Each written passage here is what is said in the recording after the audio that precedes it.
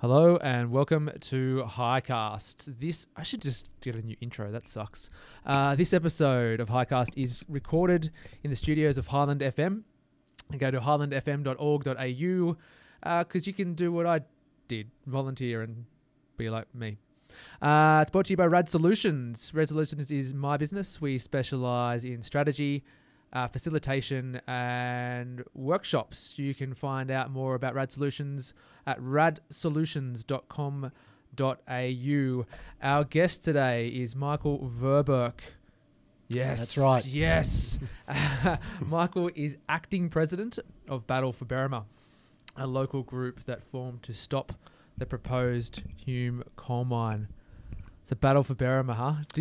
Take yourself back 5 years. Is this what you thought you'd be doing? Absolutely not. Not in my wildest imagination. We moved down from Sydney about 9 years ago for the quiet life. And Can't help yourself. Fortunately for me, Hume Coal popped up on the radar and sucked me into their tangled web. So when was that? Battle for Berrima was formed approximately, just over 3 years ago now, actually, primarily when Hume Coal made public their mine plan. Yep. And where everything in that mine plan was going to be situated. As you know, the Hume Coal proposal has been going on now for a very long time and has been initially opposed by another group down in Sutton Forest called Coal Free Southern Highlands. Ah, okay. That was one of my questions. I answered that one already. Yeah, we can end this podcast now.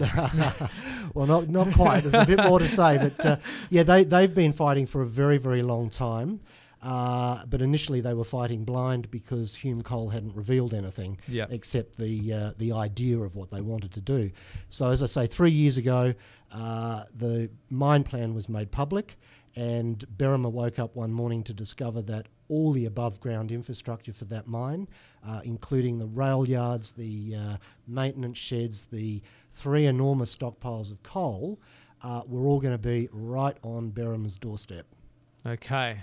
So you've come down the Southern Highlands for the quiet life, of which I enjoyed for a couple of years. Yeah, and then all of a sudden, and were you actively engaged in the process beforehand? Like, did you know that there was a coal mine that was proposed? Yes, and so you brought in Berrima knowing that. Absolutely. Yeah. We're not scared off by that. Yeah.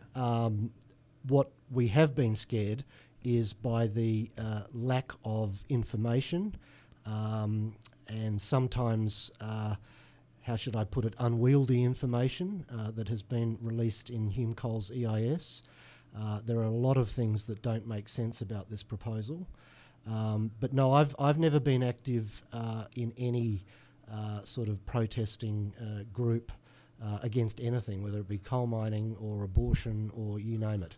What about whales? You're okay with whales? I like whales, yes. I like dolphins and net-free tuna and all of that sort of thing. But yes, no, I've never actually become part of an active campain opposing anything. So it's been a really steep learning curve, as you can imagine. Yeah, because Hume, and I'm going to get the pronunciation wrong, so I'll get you to say it. Yep. Hume Coal is backed by a Korean. It's a subsidiary of POSCO, which is, I believe, the second largest steel manufacturing joint in the world. And just so I'm clear, the coal that they propose to produce is metallurgical. That's right. Yeah, so it's not for power stations. Well, or is that part of the? Well, that is now part of it. Okay. Originally, when Hume Coal had their public consultation sessions, which they held about 3 years ago or so throughout the Southern Highlands, informing everyone of what their plan was, we were told that because they wanted to go ahead with this, it was mainly due to the fact that it was very high quality coking coal, metallurgical coal. Yep. Now that the EIS has been released late last year and we got to go through all the fine minutiae of detail, It's only 55% of the extracted Really? coal. Yes. And the other 45% is thermal coal for electricity, which we now believe will be sold onto the Australian market in various ways. So, Sneaky. Yeah, very sneaky. Yeah, I shouldn't. I'll put my cards on the table. I'm torn, but not torn. But a long time I sat on the fence, because.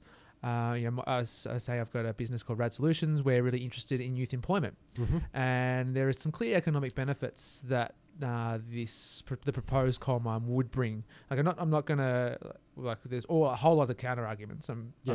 But it would possibly bring electricity, electrical engineering, a whole range of apprenticeships to the Highlands for young folks. There would be millions of dollars that would come in to the local economy. And at first I was like, whoa, this is a really, really tough, it's a really tough position for the Highlands to be put in, because it could go, the pros and the cons at face value are kind of equal. Look, we'll talk more about that. Yeah, look, on the surface of it, if you don't dig in too deep, yes, it looks like a balanced sort of argument. Yes, in many respects. But once you start digging down into the nitty-gritty of it all, the economic benefits that we can see that will be brought to the Southern Highlands, really in the overall scheme of things, will be quite negligible. And when you weigh that up against the risk to the environment and the long-term impacts that mining will have in these areas, we fail to see that the argument really stacks up. One thing in particular is this metallurgical coal that will be shipped to POSCO in Korea to manufacture steel. We wouldn't surprise me if we end up importing that steel back into Australia, because it's produced at a cheaper price than our own steel industries can make here, and we will undermine our own jobs in the steel enterprises that we have currently in this country by not buying locally made steel, because we're just uncompetitive. So there are arguments to and fro, and that's just one of them. Yeah, I wanted to get that on the table early, because I one of the things that I'm conscious of with this podcast is that it's not a voice for it's not a soapbox. Sure, it's a place for open discussion. Frank discussion. Yeah, and that's what I want to have. But the reason why I started tilting to the no side, I read the impact statement. Actually, in fact, I did it on as a process of being on air here at Highland FM. Okay. And where it's the executive statement or whatever it is, and it said you should do this for economic reasons. I thought, hang on, this is an environmental impact statement, but you're saying you should do it for the money. Yes. Well, at the end of the day, that's what they're in it for. And I kind of went, hang on, there's something else there's something that's missing here. This is all about cash. Yes. It's not about the ongoing benefits that it may or may not have to the community. That's right. It's not about long-lasting infrastructure. It's about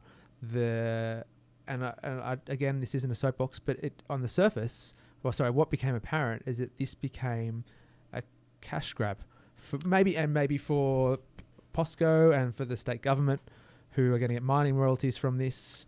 It just seemed like everyone was winning except the Berrima and the Highlands. And really, it's beyond just the Highlands, because things that occur here and detrimental activity that affects our water, don't forget, is not just limited to these areas here. We're in the Sydney catchment, so it's 5.5 million plus people in Sydney that will experience, a lesser water quality should there be detrimental effects every time they switch the tap on. So you woke up one day and there's a proposed coal mine. You're like, oh my gosh, there's going to be trains coming in and out. Yep. There's going to be, because most of it's underground, proposed to be underground. Is that correct? The whole mine is underground. But yes. there will be there'll be some sort of infrastructure on top where it's extracted and processed. I imagine. There'll be massive infrastructure above ground, and it will all be up the northern end of the mining lease, which buffers Medway Road and Berrima. Okay. And there are going to be railway maintenance sheds there as well, and they are huge. It's not like a garden shed or a carport. These are massive, massive buildings that will be a blight on the landscape. So how did the community come together once you've... The community came together after witnessing the first public consultation that Hume Coal put on at New Berrima. Yep. And directly after that meeting, people were so highly alarmed and concerned by what they just heard that it didn't take much motivation for people to get really riled and hot under the collar about it. So a group of 5 or 6 of us, I think it was originally local residents, had a coffee the next morning and decided that we needed to do something about it. Okay, because it must, like, is it as an experience, apart from this is probably might sound like a stupid question, but have you enjoyed it? There are parts of it that I've enjoyed. It's been tremendously challenging. Yeah. We've had a lot, as you can imagine, of very high-powered meetings with from the Premier down, from ministers to opposition leaders. It's been a big learning curve going in as an amateur and dealing with people at that level and the machinations of government. And I bet you didn't even know what they were beforehand. Had no idea, and still to some extent have no idea how it all seems to function at the end of the day. Being in Parliament yesterday, there is a surreal sort of feeling of some sort of controlled chaos that occurs in the offices and the hallways of Parliament House. Very, very entertaining to witness. And it's an education process. So take me through what happened yesterday. Well, yesterday, of course, we had... today's the 25th? Yes. So yesterday was 24th of May. Right. So what happened on the 24th of May? 24th of May was a recent petition which we presented Prue Goward 3 weeks ago, which, of course, she's our local sitting member in Goulburn for the southern half of the Southern Highlands. We presented her with a petition of 13,500 signatures, which was debated yesterday in the lower house of Parliament in New South Wales. And that was a great event. We are going to take it right to the forefront, to the highest powers that we possibly can, to make a big noise about this and to get people to sit up and take notice, because for too long things just get swept under the carpet. People have such busy lives that they don't actually realise what's going on around them. So we have to highlight that, and the best way to do that is to take the argument to Parliament and have a fair, free, frank debate about it. And what's so I have heaps of questions now. What's Prue's stance? Is she pro? Prue is absolutely against it. Wow. Okay. And has said so for probably 7 years now, 8 years. I kind of wondered whether that's why Jai Rao decided not to stand again, because he knows it's going ahead and he doesn't want to be associated with it. Well, look, I mean, perhaps, who knows? But from what I've heard, Jai is retiring because of personal reasons and health reasons. Just a joke, but you know what politicians are like. Absolutely, we know what politicians are like. Yep, Teflon. Okay, so Prue's anti it. Yes. What happened at the debate yesterday? What were they debating? Whether it goes ahead? What's the actual... No, it was the purpose of the petition is calling on the government to hold an upper house inquiry, a moratorium and an audit into exactly what is occurring in the Sydney water catchments from mining, proposed, current and closed mothball mines. Okay, We so want everything looked at so that we can get, and the government and the powers that be can get a clear, concise, accurate picture before they make decisions of exactly what the situation is today. and does anyone in the Highlands drink Sydney catchment water? We're drinking Sydney. Don't we catchment get water. it from over in the Wingecarribee? We do, but Yeah. not everybody drinks that. Okay. There are people that get their water from the river, Yep. and from the ground, Yep. and from tanks on the roof, depending on where you live. I was going to say, well, it doesn't matter for us, but Yeah. Well, depending on we should be concerned about our Sydney brethren, though. exactly, and depending on which part of the Highlands that you live in, it may or may not affect you. But for the greater proportion of the population, it will. And so it's not just about the closed coal mine or the closed mine out Berrima way, but it's for things around the Illawarra that go into the Sydney catchment. Absolutely. Is there any Dendrobium mines? mine, Illawarra, Yeah. all those areas part of it, and they all make up a significant part of what ends up in Warragamba Dam. Yeah, okay. So- And you mentioned before something along the lines of people lead busy lives and they don't necessarily know what's going on. Yes. I posted it yesterday on Facebook when I said I've got someone from Battle for Berrima coming on, as I feel like what's happening here in the Highlands is kind of like a little microcosm for what's happening across the world. Absolutely. Yep. All of a sudden, communities is maybe not all of a sudden, maybe it's been going on and I just been too silly and immature to notice, but communities standing up and saying, you know what, hang on. We don't need to sell everything for money. Absolutely. We want some control back over our decision making process. We want some agency and some autonomy. Absolutely. And I can't, like this you could juxtapose what's happening here in multiple places around Australia and around the world. Yes. But for me it's really fascinating that we've got it on our doorstep. And you know, you went to Parliament yesterday. There'd be lots of people and I don't want to assume this, but I'll throw it out there. There'd be lots of politicians that wouldn't care. Oh, there are certainly lots of politicians that don't care, but as I said to several politicians in meetings that I had with them yesterday, aside from the debate, we will be making this an election issue.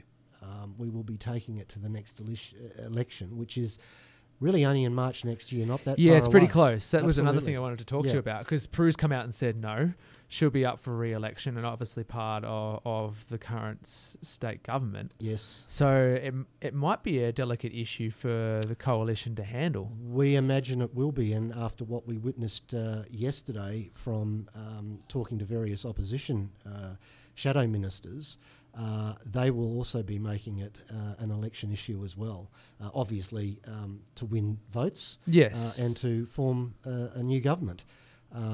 Whether or not this issue is the thing that tips that over the line, we don't know yet. But we will certainly be bringing it to the forefront of the election campaign for our local members and the politicians that are directly involved in it, e.g. the Environment Minister, the Water Minister, Minister for Planning, all those key people that are involved in it.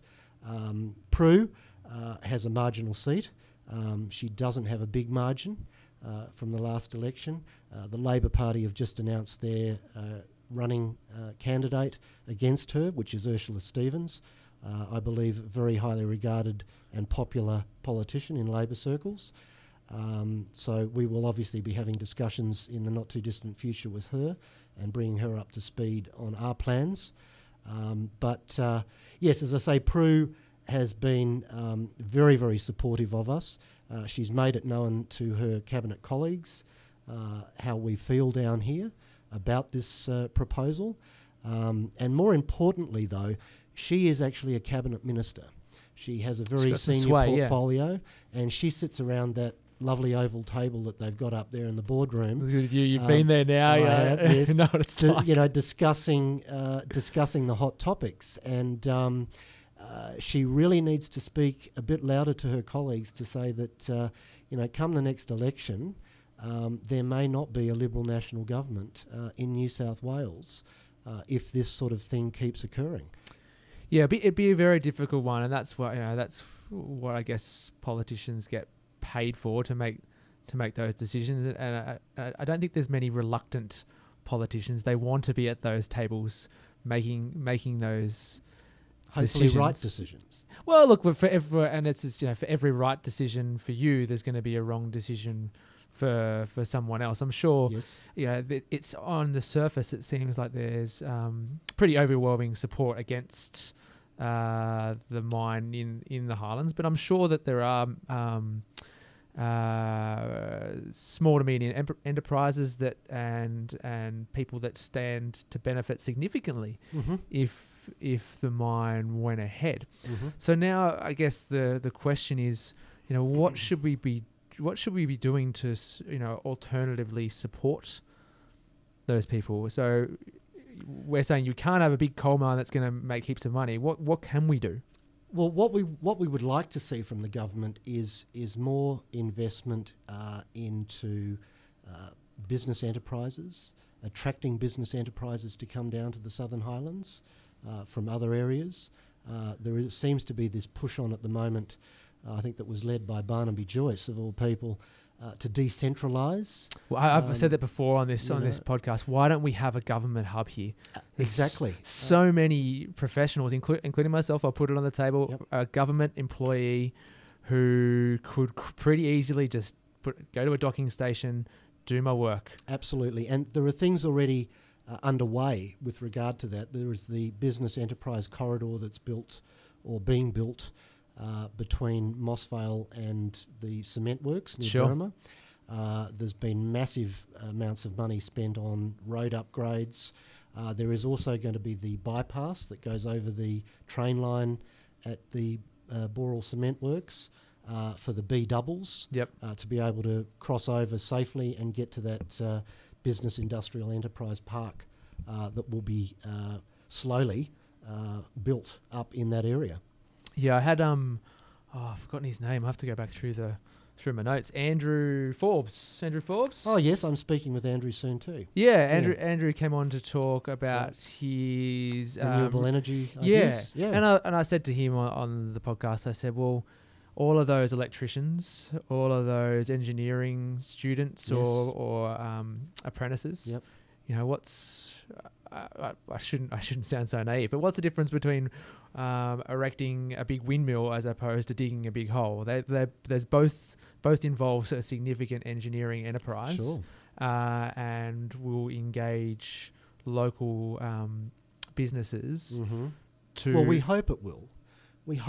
Yes. I mean, there is no guarantee at all that Hume Coal is only going to be buying through local businesses. Yes, and that was one of the things that I read in the EIS. Where's the guarantee that you will only employ locals? There is no guarantee. Yeah. They can't give guarantees. And the other thing that I was really conscious of, and I really want to avoid it, but you could pretty easily play a little xenophobic card on this, and you could say, and I'm pretty sure you haven't, but you could pretty much say, why are these Koreans coming over and digging it up, taking the money and running away, taking our resource with them? Yeah. And I know it's not like it shouldn't play that card, but it's. And look, it doesn't matter whether it was a Korean company or an Australian company. If it's someone from Western Australia, it'd be the same, right? Absolutely. Yeah. I mean, it's not a race thing at all, or a nationality thing at all. It is purely trying to protect the environment up here and the water, which is just becoming even more precious. Yeah, it's as particularly we dry appear at to the be moment. going into another drought session. So, it's all of that, but there are no guarantees at all that Hume Coal will buy anything from local businesses. They will go to where the best price is. And we've already heard that Joy, which is a big mining manufacturing machinery company here, may not be part of that buying process. You gotta be annoyed if that was the case. Well, we've heard this through the grapevine that they will be buying specialised equipment from elsewhere. This is also due to this new mining technique, which I'll touch on probably bit later with you. But well, let's go into it, because that's one of the other things I wanted to talk to you about. They said they're going to have this new mining technique. So there was a couple of things. New mining technique that would have a limited environmental impact. Says who? Well, yeah, and I was like, okay, well, if it's new and it's not proven, absolutely. Yeah, how can you say that? Yeah, so and again, like you got to. I'll give them the benefit of the doubt and say that we'll give them a little bit of trust and say, okay, technology improves, and you anticipate that the improving technology will then enable you to have less of an impact through the production methods. Yes, and in theory, I guess on the face of it, that's the way it looks. But if it's unproven, if it's an unproven, untrialed, untested technique that really hasn't been undertaken in Australia before, above one of the most pristine aquifers in Australia, if not New South Wales. We got the best water. Australia or New South Wales, Sydney has the best water in the world, and yet you want to dig a hole underneath it. It's like, well, exactly, or beside it, or whatever you want to. And again, this comes crazy, right? Well, this comes down again to what Hume Coal always throw back at us, that we're against coal mining and all of that. We're not against coal mining per se.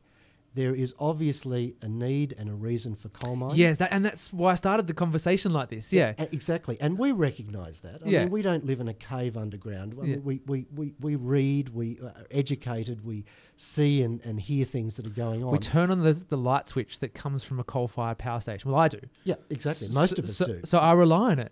Absolutely. Yeah. Yep. But, when you've got, as I say, when you've got this untried, untested method that is going to be impact right, because they've got to break the aquifer to get to the coal. There's no way around that fact.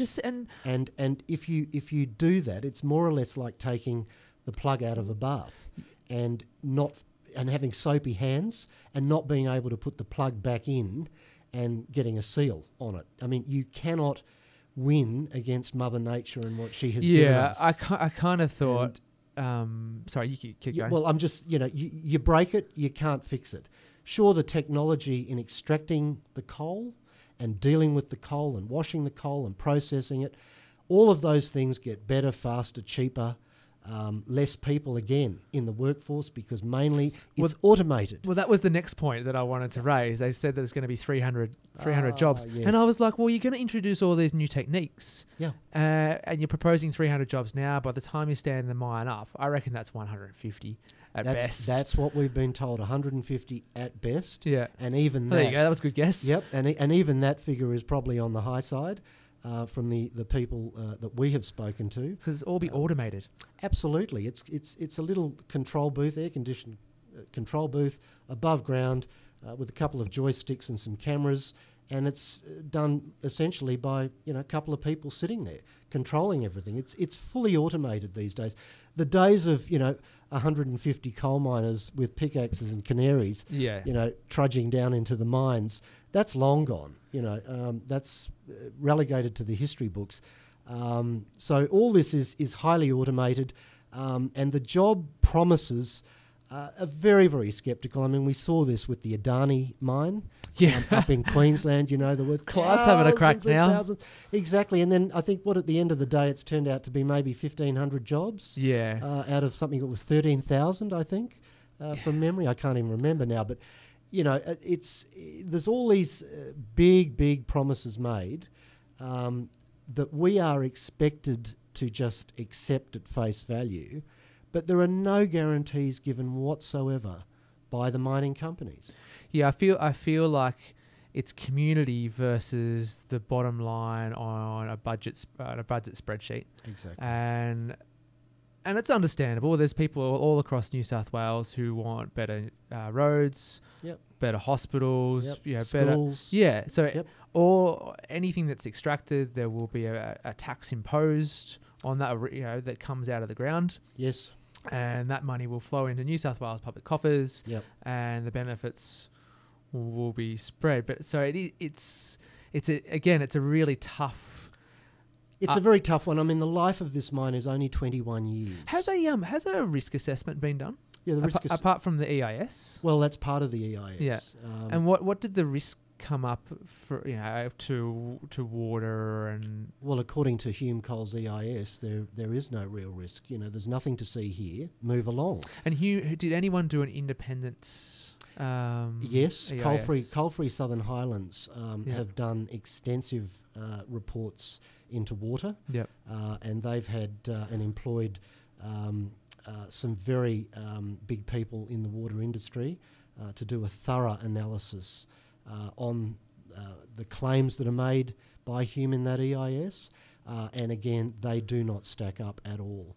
I mean, for one example, within Hume Coal's own EIS, they state that 71 landholders, 93 bores, will be affected once mining operations start in some way.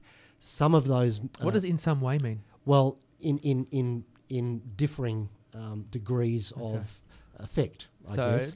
So some people any with may... a positive impact, like gold will sparkle out of. Nothing like that was in the EIS. Okay. Although Maybe that's what the real reason for the coal mine is. No. But it's some of those bores are not expected to recover for between 65 and 70 years. So this has become now an intergenerational issue. So it's 21 years of profit versus potential for 70 years of... Yeah, or if they get... mistakes happen in mines and all the time. All those sort of infrastructure all the time. There's dam failures, there's mine collapses. So that's if they don't make a mistake. That's if everything turns out as... That's correct. So it's 21 years versus potential catastrophe. And so is it really, and this is...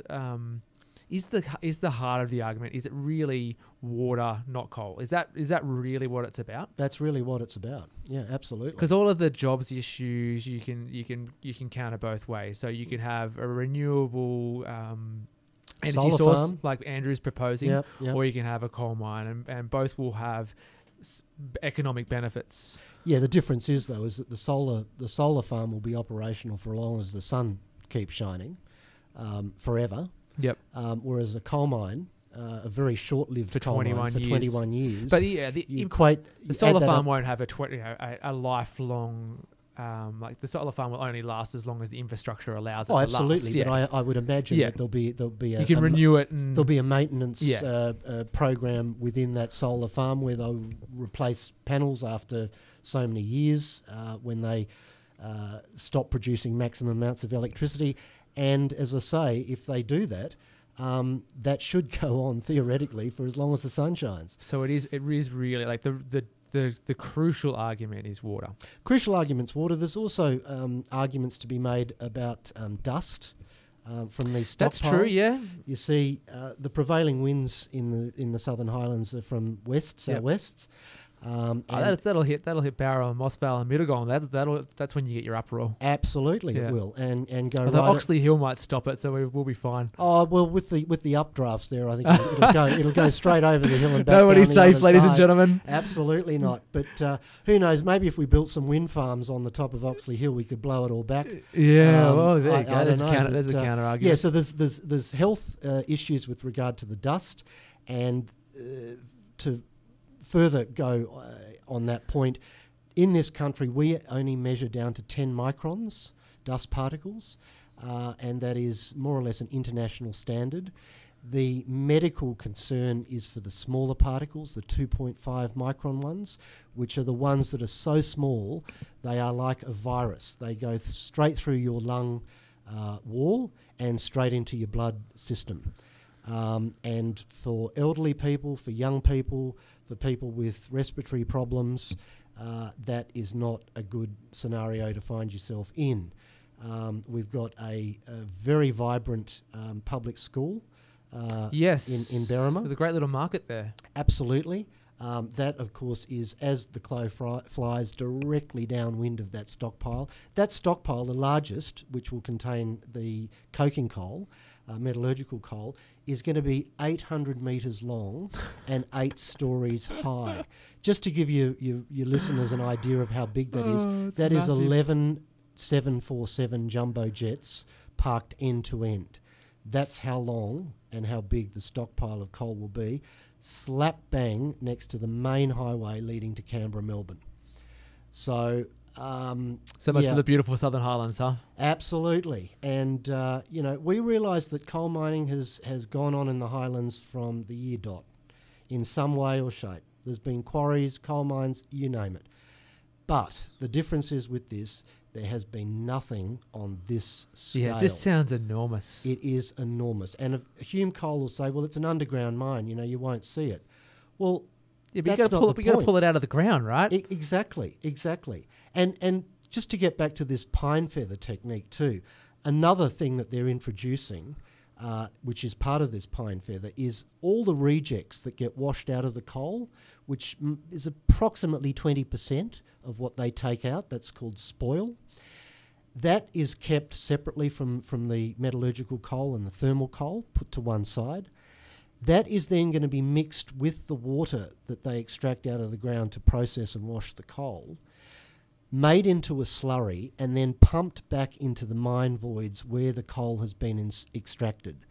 Now, Hume Coal have said that they're doing this out of the goodness of their heart to stop any risk of subsidence, surface good on them. subsidence. So Thanks for helping us you know, out. and that may be a good solution to stop subsidence. It kind of seems like that's not out of the goodness of their heart. It should be like part of the process, right? You dig a hole, fill it up. The negative side of that, of doing that sort of thing, is that slurry and paste, that spoil that gets re-injected into the... Does that go into the aquifer? That is right next to the aquifer. Oh, God. And I'm sure your listeners have heard of something called leaching. Is it like osmosis? It is like osmosis. There you go. And it can happen quickly, it can happen slowly, and it can happen years and years down the track when the geological structures start moving around. This is, according to us, from our logic, completely unacceptable. To be putting that highly polluted stuff back right next to the aquifer without knowing what effect that will have. So is that a tried technique? No, or is that it's not tried. That's one of the new ones. This is part of the pine feather thing. So, it's... I need to read up more about it because it just... Well, the EIS, I mean, this is something else that I should mention. How many pages long was it? It was huge. It's 14 volumes, I think, and it comes up in a stack just above your knee. Yeah, I kind of feel like that's done on purpose. It is done on purpose. Yeah. It took... Hume Coal spent 6 years putting that document together, and I'll touch on this now because I think it's probably relevant to the conversation. They spent millions and millions of dollars employing consultants to formulate and compile this EIS. They went through lots of these so-called experts to get the ones that they wanted to get the right information. I touched on that when I covered, and I shouldn't. I didn't read it. I read the cover document that you get that was published on their website. I believe. Yes, on their website and hard copy. So I didn't read the 14 volumes. So you'd be there for 3 years. Yeah, no one's going to read it. That's my point. No, exactly, and you really do have to read it. And we had to employ experts to go through that document to counter it, which took an incredibly long time. But just to let me back up, 6 years for them to comprise this document. The communities, once that has been lodged with the government, how long do you get 30 days to respond to that document. But that's a government process, not that is a government process. And we lobbied Minister Roberts, the resource minister, long and hard to get that period extended, and we got that extended to 3 months. And even that was, really hard going, reading endless pages of technical jargon and trying to read between the lines to find the actual important bits of where things were buried. It took a long time. It took a lot of money and a lot of experts to go through this and analyse it, in a thorough way. It must be worth so much money if they're like, how much do you reckon Hume Coal spent to date? Like $10 million, $20 million? I think a lot more than that. $50 million? Because they got to buy the license too, don't they? They bought up licenses from surrounding landholders already, as well as 3 or 4 properties that they've bought, large properties. I'd expect it probably to be around the 50 or 60 million mark. Bloody hell.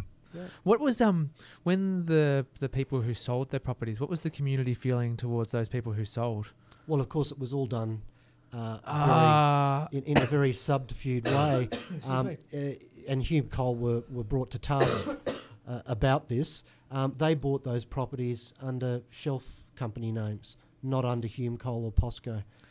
So unless the vendors were, highly educated and did some digging around, they wouldn't have known.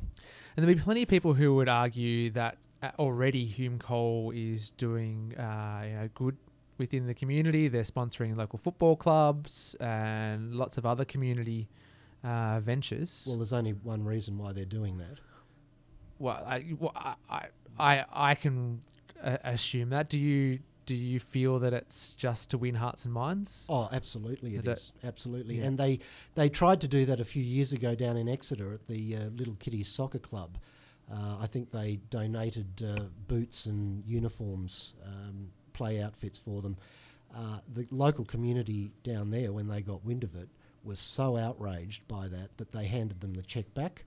They organised a few sausage sizzles and fundraisers, and they made that money up in 3 weeks themselves. Yeah, okay. So they could read between the lines and they could see what was happening.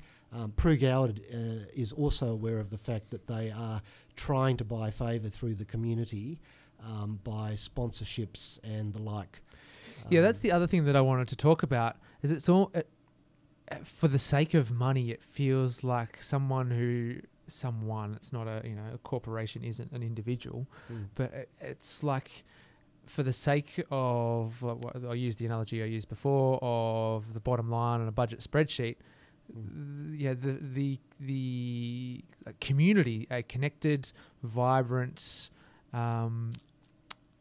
engaged community is at stake. Like they're just willing to drive a wedge just for cash. Absolutely, and split communities and divide communities, and this doesn't just happen here. No, and that's my point from earlier. This has been occurring with other mining companies around Australia in small communities for a long time, and it really is, in my opinion, it's a tactic. Yeah, well, they go in and put the wedge in and see. Yeah, it's done with purely that in mind, and also. If I had heaps of cash, I'd do that too. Yeah. But it's also done with the point of wearing any opposition and drowning that out. Yeah, and look, like I said it in jest, but if I had heaps of money and I was trying to push an agenda, I would do the same, and I hazard to guess that you would. No one's an angel. Absolutely, but we're also have had discussions, as I say, with Prue Goward to try and get that outlawed because they don't have any social license to operate. Yes, that was where I was going with this. And that is the thing that, especially if they're not going to use local companies and local labour. Well, exactly. Sorry to interrupt. My next question was, what if this was community owned? The mine. Yeah. I said this to Andrew. I'm like, well, Andrew's proposing a community-driven, community-owned renewable energy source. Yes. What if this was owned by community and all of the profits, every single cent went back to community?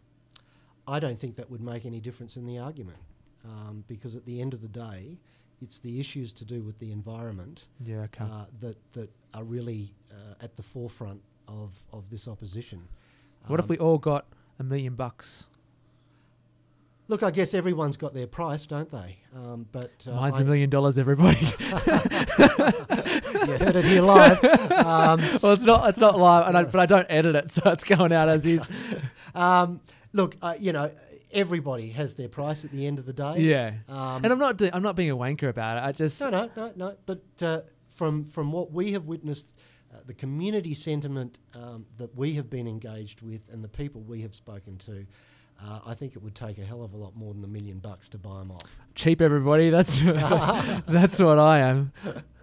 So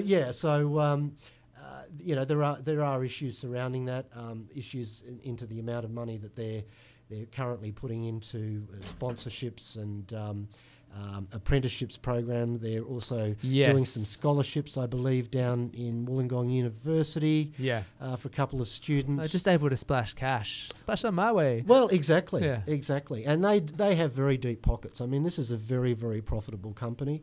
As I say, it's one of the second largest, I think, steel manufacturing business in the world. So and correct me if I'm wrong. That's the burning metallurgical coal is still the best way to make steel. Absolutely, there is a new technology coming in now with arc furnaces and the like, and through this clean coal agenda. That's a conversation for another day. Exactly, clean coal. But the technology is starting to look at different ways to generate that amount of power and heat that they need to make steel. Yeah, okay. So where to next for Battle for Berrima? Where to next for Battle for Berrima? Well, as I say, after yesterday in the petition debate, calling for the inquiry and the audit and the moratorium, we will be keeping the pressure up on the key politicians that need to have the blowtorch applied to them, should I say, to keep this issue front and centre. The election is coming up in the not too distant future, as I said before, and we will certainly be making this a main feature of the election campaign, at least down here in the Highlands, to just highlight to people that we don't want these short-term, old-fashioned, deleterious, high-polluting industries down here when there are other alternatives that are on the table. As you say, Andrew Forbes, they just have opened up, I think a year ago, the biggest solar farm in Nyngan in the Southern Hemisphere. Yeah, if Nyngan can do it, the Highlands can. Absolutely, right? we can. With one hand tied behind our back. That's not. I love you, Nyngan. That wasn't. That wasn't a slight against Nyngan. And actually, that was one of the things that we didn't touch on. I kind of feel like you're cutting off your nose to spite your face with some of this as well, because you risk an industry that's already there and already employing people and already contributing for the sake of another one. Well, absolutely. And again, there's a bit of history to this that recently at the end of last year, you probably saw on the website, that an independent researcher, Dr. Ian Wright. Yes. Yep. As a mountain goat, climbed down this massive gorge to the outfall flow area of the old Boral Medway Colliery. Yes. Where he discovered 3 Olympic-sized swimming pools full of toxic brown water free-flowing out of the bottom of that mine. Uncontrolled. I thought that was the catalyst for the moratorium. Well, that's the catalyst for the latest petition and the moratorium, because quite frankly, obviously now it has been shown, without doubt, that the regulatory authorities have been asleep at the wheel. This was going on for 4 years before the spotlight has been shone on it. And that water was going into Sydney catchment, is that right? Exactly. Widgecarribee is one of the major feeders into the Sydney water catchment. So they've been drinking it for 4 years. We've been drinking it for 4 years. That explains a lot. Exactly. But no, it's very serious. I mean, for 600 road rage metres... and everything else. For 600 metres downstream of that outflow, it has killed 98% of all water invertebrate life. God. It is just the colour of this desk on both sides of the river, all over the rocks, all over the vegetation. The desk is brown, by the way. Desk is brown. It's a nice brown, but it's not the sort of brown that we want to see in the river. No, not in the water. And, as I say, 4 years, this has been just trickling out of the bottom of the mine and causing all sorts of effects. Now, the EPA said to us at a town meeting that we held because of this problem, Battle for Berrima called a town meeting to discuss the issue with them. They have very grave concerns that this mine can ever be sealed properly. And that's the old closed mine. That's the old, care and maintenance. It's not closed yet, it's in care and maintenance. And they use care and maintenance because it's a lot cheaper than having to close it. You pay for one security guard to stay on the front gate, and that's your care and maintenance. So and then you don't have to deal with closing it down and the environmental effects. Regenerative. Exactly. So your cost of, 60 grand or whatever it is a year for a security guard as opposed to 6 million to close the mine or whatever it is, it's a no-brainer, I guess. But now Boral are forced by the EPA and Sydney Water to deal with this problem, and the spotlight is firmly on them. And we also brought that up with the relevant powers yesterday. It all seems so unjust. It's completely unjust, and it is a joke. And the government regulation that is in place, which most government ministers will tell you is adequate and there's nothing to see here and move on, is clearly not adequate. And it's not working, and it's broken, and it needs to be looked at. And that is what part of this petition is calling for, to have a good close look at rules, at regulations, of what we should tighten, of what we shouldn't tighten. For instance, there's one part of the legislation that any effect on water or aquifer activity needs to be a neutral or beneficial effect. It has to be shown to the government and the Department of Planning that it is not going to be detrimental on the water supply. There is not one mine that I could tell you of that hasn't had a negative effect on the water, not neutral or beneficial.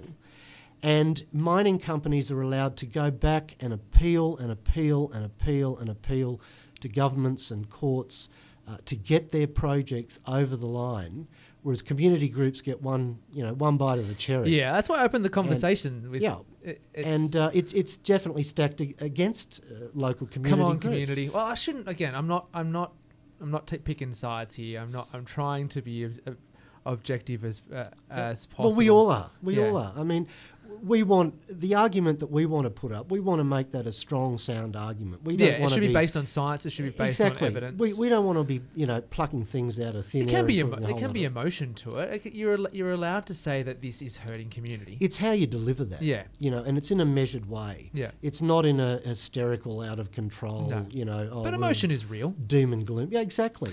Actually, and the cost on, as you just touched, the cost on community, especially for that group that has been fighting it now for 6, 7, 8 years, Coal-Free Southern Highlands, they have come under enormous pressure, not just emotionally, but financially. They've had to mount their own legal cases to stop access onto their land from Hume Coal. They don't get any government support from this. They don't get any tax breaks. They don't get anything. They have to pay for the best wigs and QCs.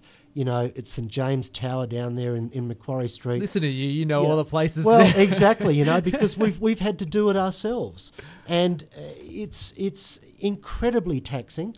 There's been issues of substance abuse, alcoholism, all sorts of marriage breakdowns, all sorts of things that have occurred from the pressures that this company has directly placed on those people down there in the Sutton Forest area. So you've painted. I'll bring it to a close now. You've painted a pretty dire picture. Are you an optimist? Do you hold hope for the future? I do. I try to. Yeah. I really do. Some days you wake up and you think, "What the hell am I doing? I am just wasting my time." We, as humanity, think that we're on top of everything and that we know best. There's 6 swimming pools or 3 swimming pools of sludge down the bottom of a hill that say otherwise, right? That say otherwise, right. And, just look back over anything in history. Since the Industrial Revolution, we have managed to wipe out and make extinct something like 45,000 different species of animal life.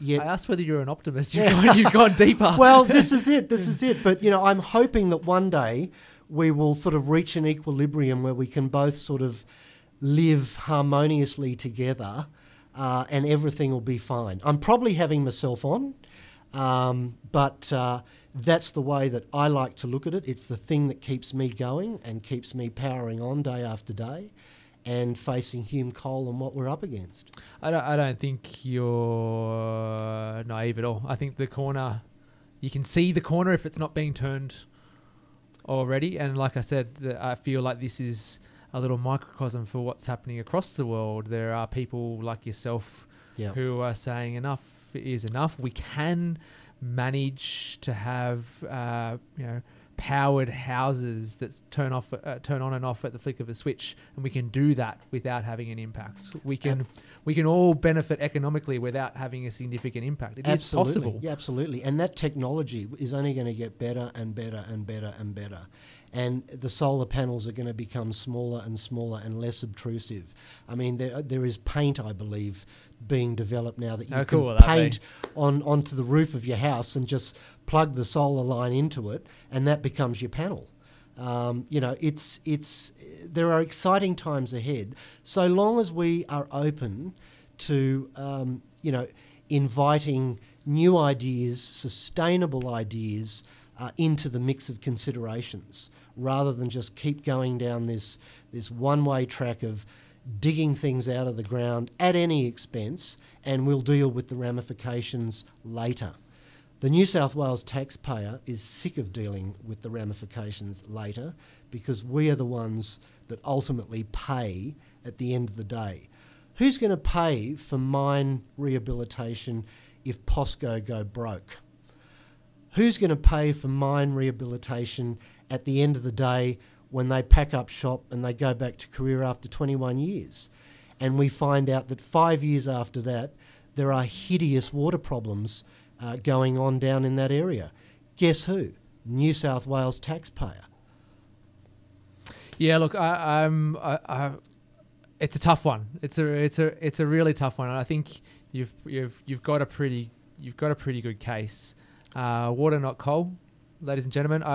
I feel like I need to have someone with an alternate view on it at some stage. I'm not making the invitation to Hume Coal, but if anyone out there who would, you know, who would like to speak for some of the benefits, I'm happy to do that, because I think Michael has laid it out and said he wants it based on evidence. He wants it to be based on rational discussion.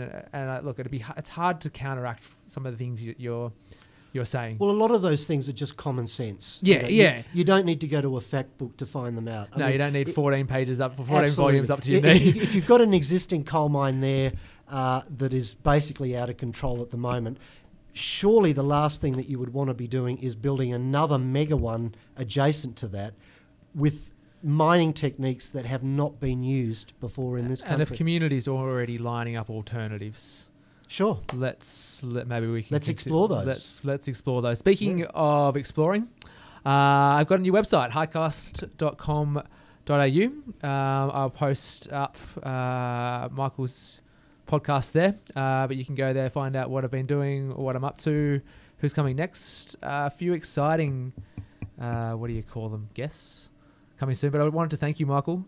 Very impassioned. Thank you. Pleasure to be here, and thank you for affording me the opportunity to explain our case and where we sit on the matter.